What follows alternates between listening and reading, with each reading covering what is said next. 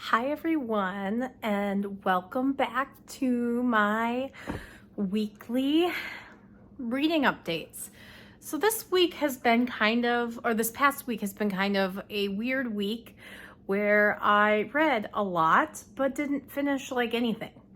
I finished one book and I read about 600 pages, so it kind of makes me giggle. So I want to get into it because I have a lot of things that I'm currently reading, and I'm feeling kind of, last week I was kind of feeling kind of funk and not really in a great mood. I don't know how to describe it, but it's one of those things where I go through phases, and it was a stressful week because my son's birthday party was last weekend and I was just kind of busy. So I did not get as much reading done as I would have wanted, even with the 500 pages. So, because that's still less than 100 pages a day. However, I did finish one book, and that would be Ink, Blood, Sister, Scribe by Emma Turs. I want to say it's Turs. I am not positive. I should look it up, but I'm not sure. But this was my book of the month pick. It was one that I knew I wanted to read by the end of this week, so I could get the next month's book of the month, because that's kind of how I work it. And there have been months where I'm just like, and skip it anyway, but I like to make sure that if I'm getting one, I've finished the one from the month before. Otherwise they just pile up, and what I'll usually do is I'll put this one on Pango afterwards if it's not one I plan on keeping in my collection. This one I'm still kind of iffy. So I ended up giving this 4 stars, but the first half of the book is very slow. It is definitely one where it was building the world, which is hard for me. So this is a dark fantasy about witches, about sister witches, and they are separated. One is in Antarctica at the beginning of the book, and one is in Vermont at the beginning of the book, and they haven't seen each other for years. So the one has to travel I think it's every year, she has to travel to a new place. And so she's kind of a nomad, and she doesn't have relationships with anybody until Antarctica, where she's making different choices. And then the other sister is basically holding down the fort. Her father has passed away a couple years before the book has started, and she has to hold like a library of all these magical tomes and things. And she's got wards that she has to keep up. Even her mom can't be in, and they're half sisters. So their father is their link. And so they have different mothers, and kind of this whole story is set up with them figuring out and unfolding secrets from their past. And the beginning really sets up that past. It sets up their past and their past traumas and what's going on. And so it was really slow. And then when something finally happens, it just happens. And so I really enjoyed the last half of this book. And had I not slugged my way through the first part of the book, I would not have enjoyed the last part of the book. So I'm really glad that I was able to trudge along, because this is one of those few books where I thought, oh man, I think I'm gonna DNF. I even told my husband, I'm like, does it count if I stop reading it because I'm not enjoying it? But I'm really glad it finished, because I ended up giving it 4 stars. If this turns into a series, I'm not sure it would. The ending kind of left it open where it could, but it also closed off where it could be just one book. I really hope it turns into a series, because the big thing about this book that I liked the most were the characters. The character development was very interesting. I enjoyed the characters. I enjoyed the found family. The magic system was really interesting, because it has high stakes in ways of like human high stakes. Like, obviously a book called Ink, Blood, Sister, Scribe, it has to have high stakes. And I love the book. I think, the more I'm talking about it, I think I am going to keep this one in my collection. And I think it is a great one that I would recommend. Is it perfect? No, it's not my perfect book. But I think if you really like world building, magic building systems, this one's really great for that. And it has good characters. Pacing issues, definitely for me. And I did get confused in some places where the character would think back on their past, and like then all of a sudden you'd be in a scene from the past and then you'd go back to the present, and that didn't quite work for me in the way that I think the author wanted it to. But I still really enjoyed this. I still think this is a great book. So I am really happy that I read this. So that's Inkblood Sister Scribe by Emma Turs. The next one that I have, I actually finally got my own copy of Night Film by Marisha Pessl. I am 60 pages into this book. I think it is mixed media. There are some really cool things I want to just show on camera. I had checked this out from the library and ran out of time, so I picked up my own used copy of it, and it finally arrived so I can check it out. But there's website articles, there's pictures, there's texts and emails, and I'm really enjoying it. So basically, so far the premise is that a woman offed herself. I mean, that's what it seems like, but then it seems like I feel like her dad's supposed to be like Stanley Kubrick-esque. Like, he makes these really weird cult classic films, and the main character doesn't believe that she was she jumped off this balcony by herself without being coerced into it. So that's what I've got so far. So he's studying into her, he's a journalist, and he's lost his job, and now he's going deeper into this filmmaker through his daughter. And that's all I know so far. I've heard some really good things about this book in the past, and it's very weird. And so I'm excited about keeping going with it. I'm finally glad that my copy came, because I didn't want to give the other copy back to the library, but it's here. So I put my bookmark in, and I will be starting to pick this one back up in the next week or so. And I'm very excited about that. So that one I only stopped because I didn't have my own copy. The next one, I'm about 100 pages into Kate Morton's Homecoming, and I don't know what to think about this yet. I bought this book on a whim because the cover was beautiful. I found it at Costco one week, and the cover was beautiful, and it said something about true crime, and it is 2 different timelines, which I know that some people really don't like 2 different timelines, but I kind of enjoy it if it's well done. And so far in the first timeline, this like the later timeline back in like the 1920s, 1959. So I was off. There is a person there's a family that is murdered in this house that's got history in this town. And then in the present, I think she's a journalist.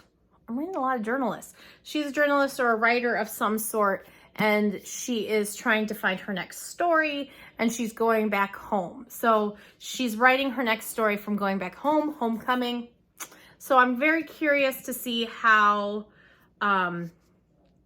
this one comes together, but I am reading it. I put it down mostly because I wasn't sure I was in the mood for a book like this, and there's nothing wrong with it. I wanted something a little bit more, I don't know, is contemporary the right word? I don't know, maybe younger, easier to read, because this book is a chunker. This book is like 600 pages, so it's slower. I think I wanted something a little bit more fast-paced. That's what it is. Not younger, fast-paced. And sometimes books that are this big, they take a while to move. And that's that one. So I'm still reading that one. I'm really excited to finish it, or well, not finish it. I'm just really excited to make progress. And I'm letting myself read it slowly because then I can take it in, rather than just engulfing it down in a day.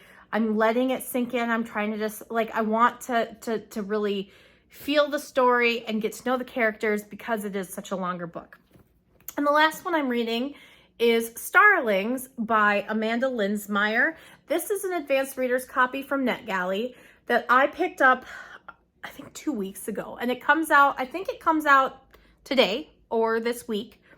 And it is a story that I saw, I don't remember where I saw it, but I think I saw it possibly just on NetGalley itself as I was perusing and kind of getting an idea of what's coming out. This one is about a girl who her father dies, and her mom and her are going back to Wisconsin to see her grandmother that she didn't know existed. She thought her grandmother was dead. Her father has passed away, and he always said that her grandparents were dead, and now her grandma is alive. And so she's going back to this town, and about halfway through, and things are really weird. Things are happening. It's dark. It was in the description of the book, it said for fans of House of Hollow and Small Favors. So House of Hollow, I read that one by Christine Sutherland. I read that one in April, and I really enjoyed it. It wasn't top book of the year, but it was a book that I really, really enjoyed. It was a dark gothic fae book that was set in the UK. And then and Small Favors is a really weird retelling of Rumpelstiltskin by Erin A. Craig, who I love, and she's coming out with her third book in July that is a sequel to House of Salt and Sorrows, and this one's a House of Root and Ruin, and I'm very excited. But I was so excited to see those comps because I really enjoyed those books. So I'm enjoying this one. It is a fast read. It is YA. It is dark fantasy. It is dark weird, and it's the kind of book that's easy to chomp. And so I'm enjoying the chomping, the easy chomping between these really heavy-handed, heavy-topicked books. As I'd say, there's a lot that's going on in Night Film. There's a lot that's going on in Homecoming, and they're building these plots. And I'm very excited about that. And so that's my plan for my currently reading. I feel like between these books, I have plenty to read for the rest of the month. I wanted to look and see at my June TBR if I'm even gonna finish anything else that I wanted to. I talked last week about reading Annihilation, and it is still sitting on my shelf. I don't know why I think I'm gonna really like it. So I don't know if anybody else does this. Please let me know if you do, because I want to feel like I'm not the only one. But if I think I'm gonna really like a book, I will sit on it forever, and I won't read it because then it's over. And sometimes I really and it's always two extremes. Either I'll sit on it waiting and waiting and waiting for the perfect time, or I'll be please let me read you now, and I want to devour it that minute. And so I'm looking at my shelf, and so Annihilation by Jeff Vandermeer is on there, Mrs. Caliban by Rachel Ingalls, and The Lives of Puppets by TJ Klune, Nettle and Bone by T. Kingfisher, The Mysterious Case of the Alperton Angels by Janice Hallett. Those are all on right now on my shelf, and those are books that I really want to read. And why am I not reading them? I could not tell you. I could not tell you. But that is that's a problem of mine that I have, that I hold off on books, and then some books I'm okay, I'm gonna read them. And so I create these little TBRs every month, and as you can see, I have only I have 15 books, and I have only crossed off 3. And it's just kind of one of those things that I'm a kind of a mood reader. And if I'm not feeling a book, and I struggle with reading it. And I don't know what, with my moods, the last couple weeks, I don't know what I've been feeling for books. And so I'm just kind of picking up books and putting them down and picking them up. And it's not that the books aren't good. It's just that I don't know what I'm in the mood for.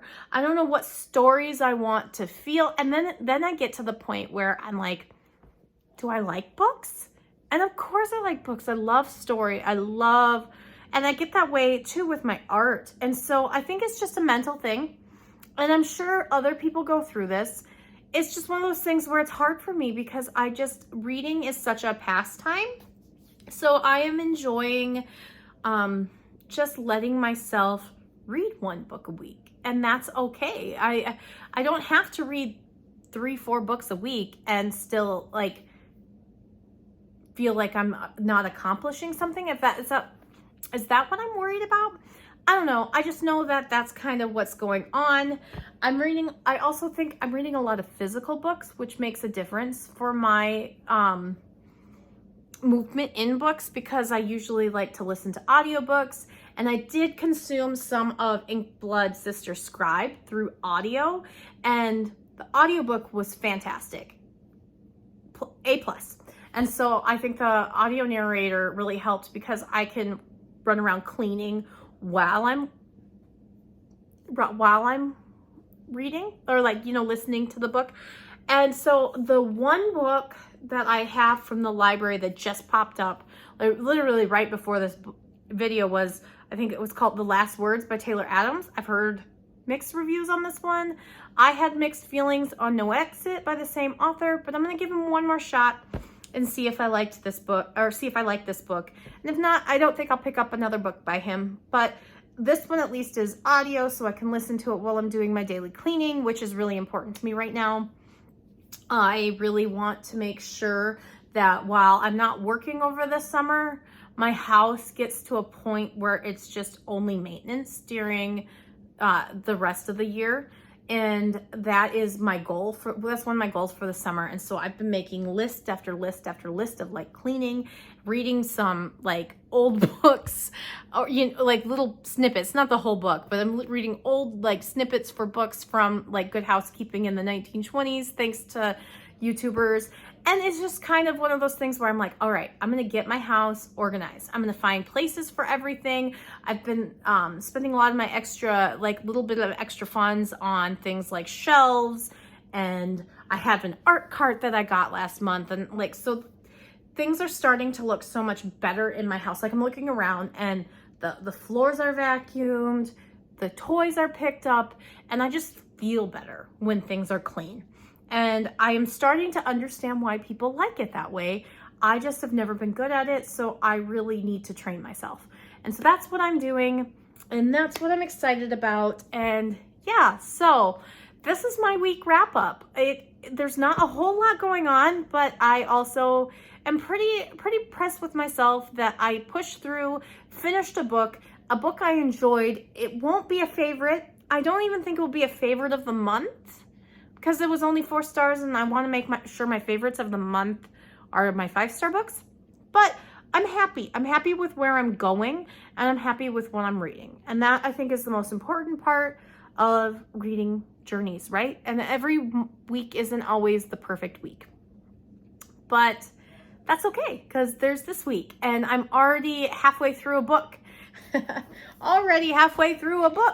And so at least I think by next month or next week's wrap up or talk, I will have had this one done.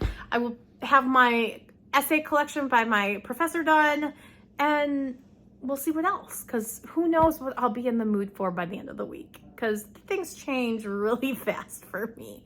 So thank you so much for watching this video. I really appreciate that you're here. Go ahead and like and subscribe to my channel if you want to see more, and leave me a comment. Let me know what you're reading. Let me know if you've read anything.